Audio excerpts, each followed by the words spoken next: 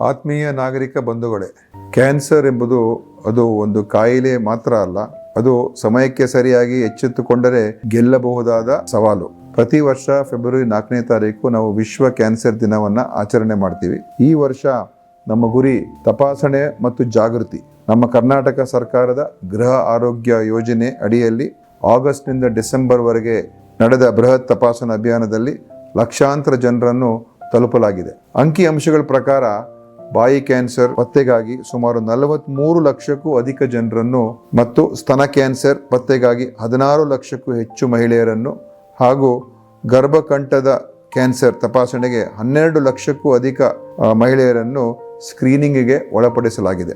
ಅಂದರೆ ಒಟ್ಟಾರೆ 71 ಲಕ್ಷ ಜನ ಇವತ್ತು ಈ ಒಂದು ಕ್ಯಾನ್ಸರ್ ಸ್ಕ್ರೀನಿಂಗಲ್ಲಿ ನಾವು ತಪಾಸಣೆ ಮಾಡೋದಕ್ಕೆ ಸಾಧ್ಯ ಆಗಿದೆ ಇದುವರೆಗೂ. ಇದರಲ್ಲಿ ಸ್ತನ ಕ್ಯಾನ್ಸರ್ ಅನ್ನು 2578 ಜನರಲ್ಲಿ, ಬಾಯಿ ಕ್ಯಾನ್ಸರು 2852 ಜನರಲ್ಲಿ ಹಾಗೂ ಗರ್ಭಕಂಠದ ಕ್ಯಾನ್ಸರ್ 1373 ಜನರಲ್ಲಿ ಶಂಕಿಸಿ ತೀವ್ರ ತಪಾಸಣೆಗೆ ಒಳಪಡಿಸಲಾಗಿದೆ. ಕ್ಯಾನ್ಸರ್ ರೋಗ ಪತ್ತೆಯಾದವರನ್ನು ತಡ ಮಾಡದೆ ಚಿಕಿತ್ಸೆಗೆ ಒಳಪಡಿಸಬೇಕಾಗಿದೆ. ಕ್ಯಾನ್ಸರ್ ಪ್ರಕರಣಗಳನ್ನು ಆರಂಭಿಕ ಹಂತದಲ್ಲೇ ನಾವು ಗುರುತಿಸಿ ಚಿಕಿತ್ಸೆಗೆ ಮಾರ್ಗದರ್ಶನ ನೀಡಲಾಗುತ್ತಿದೆ.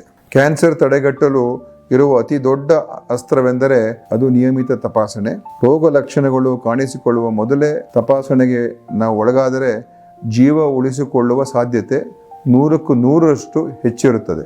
ಆದ್ದರಿಂದ ಕೇವಲ ತಪಾಸಣೆ ಮಾತ್ರ ಅಲ್ಲ, ನಮ್ಮ ದೈನಂದಿನ ಜೀವನ ಶೈಲಿ ಕೂಡ ಬಹಳಷ್ಟು ಬದಲಾವಣೆ ಮಾಡ್ಕೋಬೇಕಾಗ್ತದೆ.